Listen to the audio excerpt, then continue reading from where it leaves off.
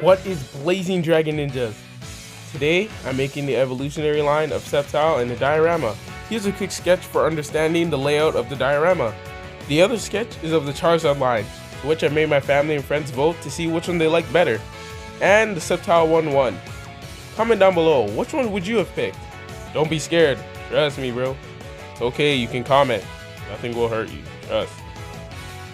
So the clay I used for this project was air dry clay. Let me tell you though, using air dry clay is not easy. It's a lot less workable and durable compared to like ceramic or like regular clay. Here are my previous works of clay, and this one was pretty early. This was a pinch pot assignment. Unfortunately, this was during like quarantine, and I didn't get the right clay, so like it didn't harden, and yeah, it's like breaking apart. But aside from that though, this is the other one. This one is basically like an art pun, and I based mine on Knight in Shining Armor, and I think I executed this pretty well. And there's obviously a few limitations, being that I'm at school and like you don't get that much time. Since we couldn't do the project at home, we were more limited on time, and we were also limited on how much clay we could use. But back to the air dry clay. Since it's so dry and brittle, when it's fully set, I coat it with Mod Podge, or you can just use white glue to simply imitate the Okay, let me run that word back. Vitrification, or like basically ceramic clay getting like a glass coat when it's set in the kiln.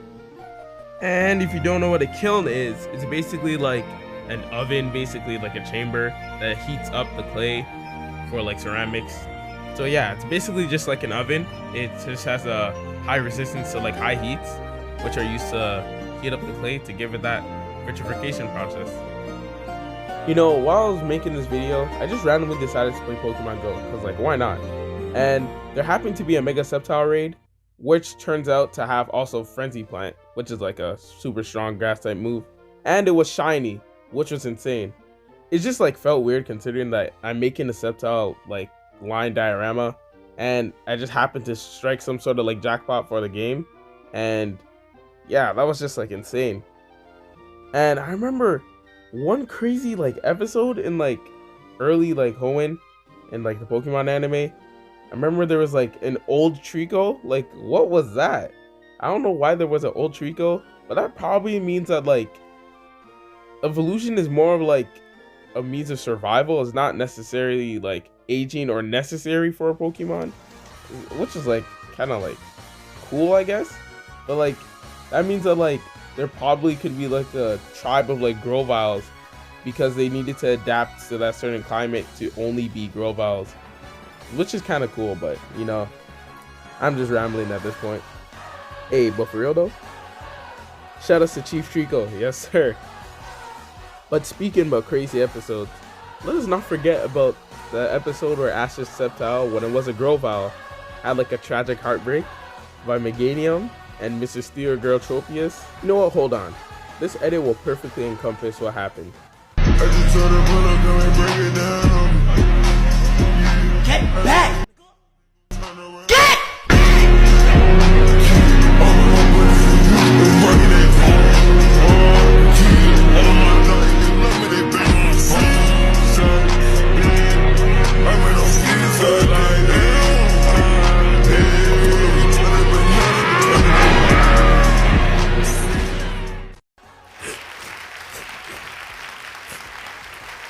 You know, that edit just encompasses why Sceptile is the GOAT. That's why he's the GOAT. homie got his heart broken by that goof Tropius.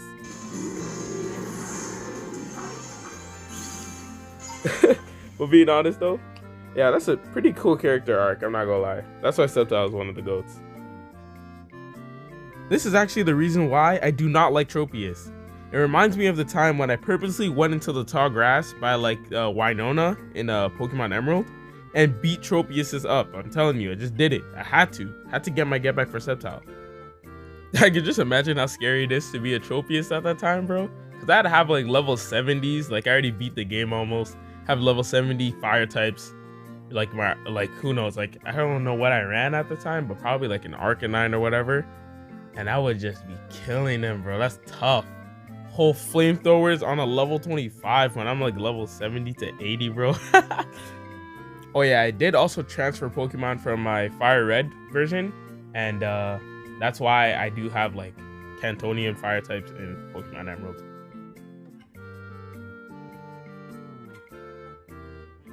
This does take me back to when my first ever Pokemon game was like Pokemon Emerald. My brother introduced it to me when I was like 7 or 8. There was like a winter storm that took the power out, and I had no entertainment. But my bro let me use his phone to just play for a while, and I finally got to use Treecko in the game. That was just like a big moment for me. And I got to listen to the OST of Little Root Town. Dang, that OST is so nostalgic now. I love that OST, I'm not gonna lie. It just reminds me of like a whole bunch of like childhood times.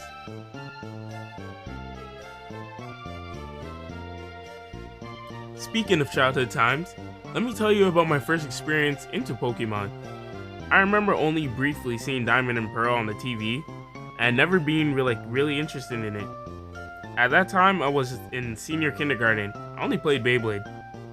But when I first entered grade 1, I discovered Pokemon cards from my friends and I started liking Pokemon. My brother again, I don't know how, but he managed to get me to watch it on the computer. I remember binging it like all the way until the end of like Hoenn maybe, and then I discovered Pokemon TV on like my brother's tablet. It was not the same brother this time, but I then got caught up and finished like Diamond and Pearl. But I started watching Pokemon Black and White, or the Unova region, and I hated it. Till this day, I have never finished it.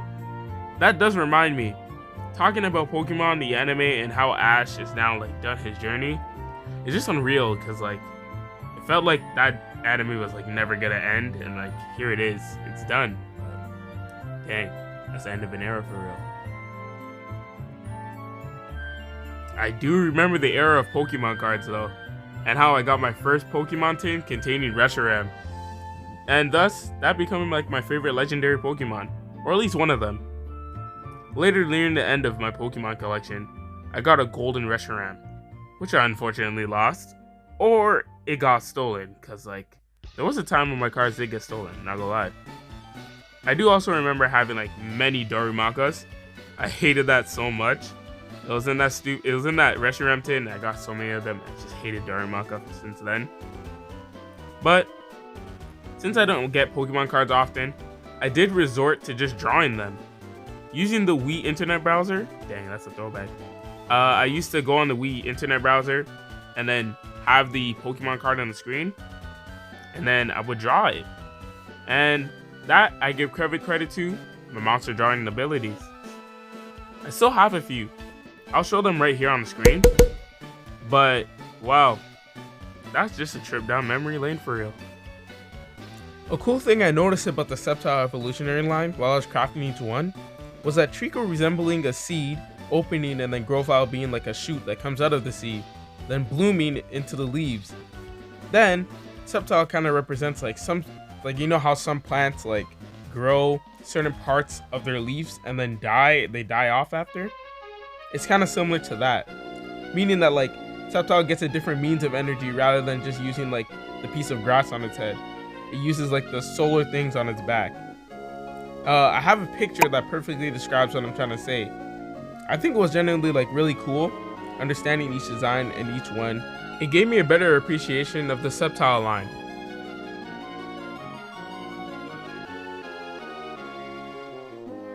Now onto the actual craft. Currently I'm working on Sceptile's tail. This was pretty difficult, since when it dried, it got so brittle and it was tough to replicate each piece to look like the other.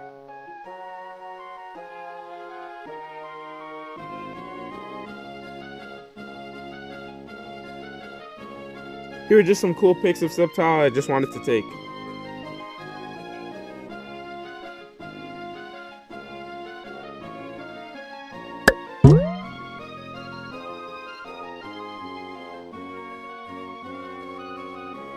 Some parts of this craft were hard to achieve, like Grovyle's leaf on his head, Treecko's proportions, Sceptile's color and tail, but I do feel like I achieved it pretty well. The base for the diorama wasn't too difficult to do. I simply formed what the diorama looked like in the sketch. Making details for each one of them was very difficult because of how brittle the air dry clay was. And also an important tip, by the way, making slip is also just very important. It's basically clay mixed with water and it just serves as a glue. A YouTuber I watch who does videos on clay, who likes to make tiny nerdy things, called North of the Border, actually kind of helped with this build. When I was doing this project, I kept in mind techniques he used when doing his projects, because he's actually really good. I actually haven't mentioned what got me started on this project, or what even is the bait cylinder block, with the resin cylinder in the shape of a 30ml cup. Specific, because that's what it is. So it all dates back to like 2021, where I find a solidified paint in a bucket, which is the base cylinder. I thought, what could I do with this? My original idea was to split the cylinders to 3 equal portions, like the shape of a pizza. Each part would have the Pokemon starter types. The Pokemon residing within these would be each line of the Kanto starters: Charmander the Charizard, Squirtle the Blastoise, and Bulbasaur the Venusaur. But the issue was that cylinder was just way too small. So I just scrapped the idea and thought, what if I just did one of these types in the cylinder? Thus, leaving me with the 2 ideas I had at the start of the video. But comment down below, do you guys want to see a diorama containing all the region starters in it? Adding paint to any form of art sometimes just scares me because it genuinely looks like you're ruining the art for a little. But if you keep going and understand what you're doing, it ends up turning out great. Or it should.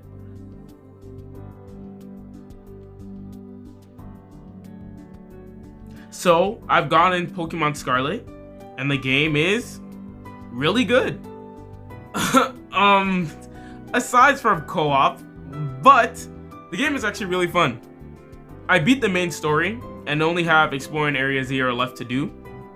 The best starter, spoiler if you don't know who it is yet, is Skeledirge. Easily. It's simply just the best looking one out of all of them. And it's fire. The design is cool because it's based off the mutual relationship crocodiles and this certain type of bird have. Basically, the bird gets food in between the croc's teeth, and the croc gets clean teeth. That explains the bird on Skeledirge's head. But other than that, I'm trying to catch the Roaring Moon and Great Tusk, the best Paradox Pokemon, hands down.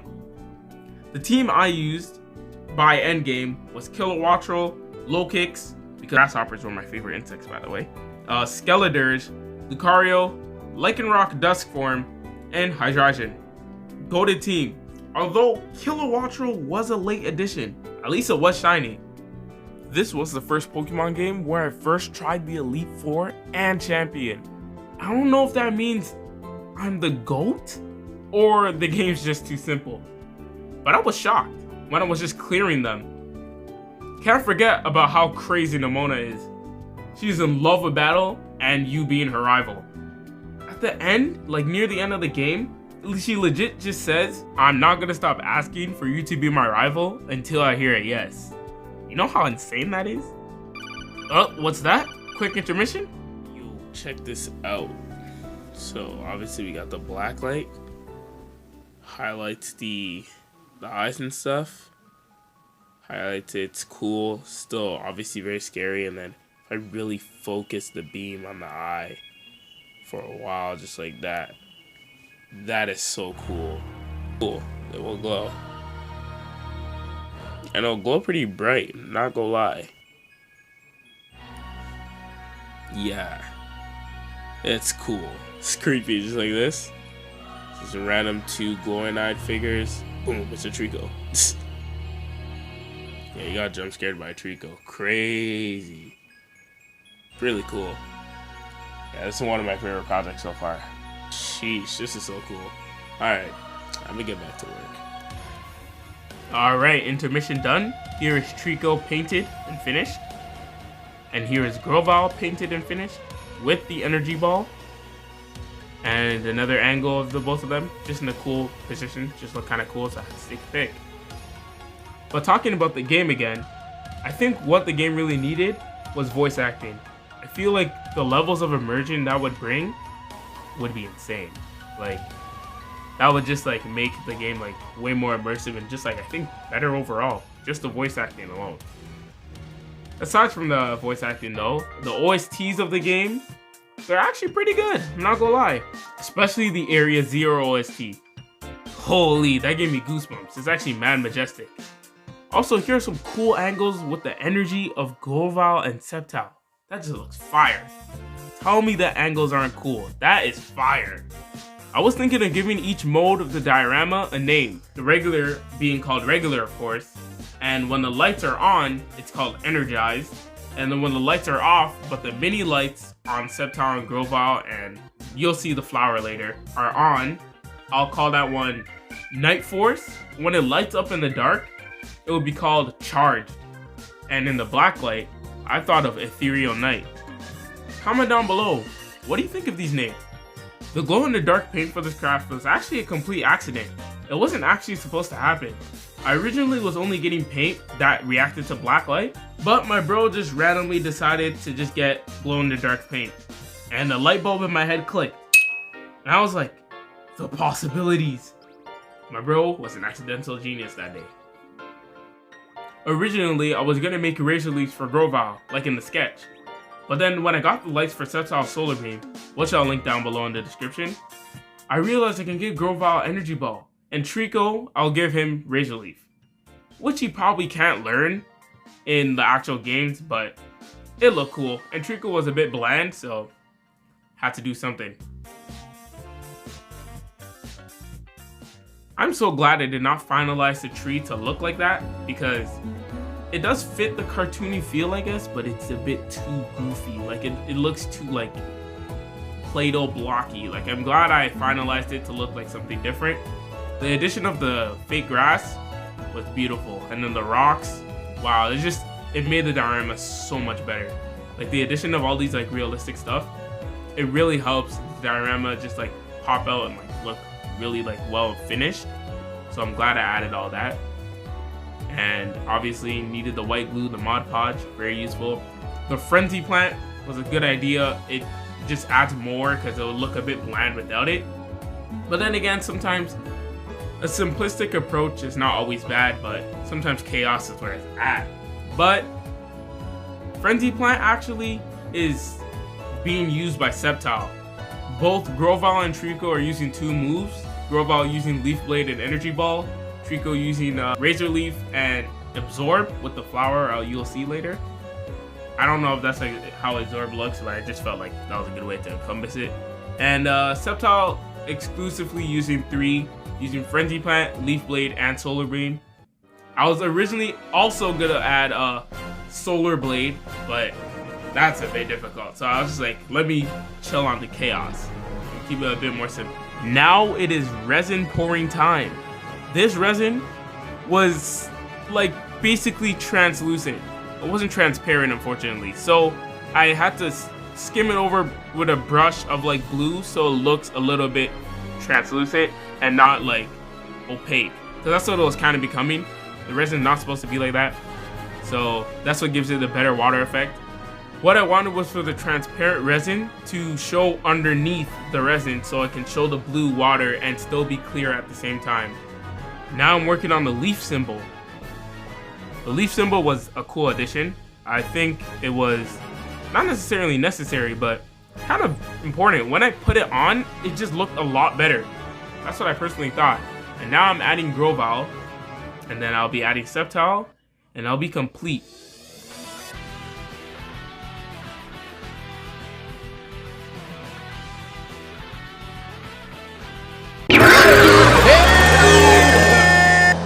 Fun fact, by the way, I finished this project at 11:59 before New Year's. I am not lying. The Sceptile stayed in place at 11:59.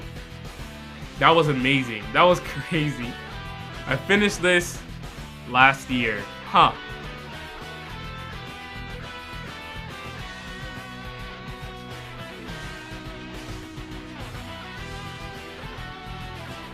That right there is the time I finished the craft. I really wish I had something that could spin the diorama automatically. That would be perfect.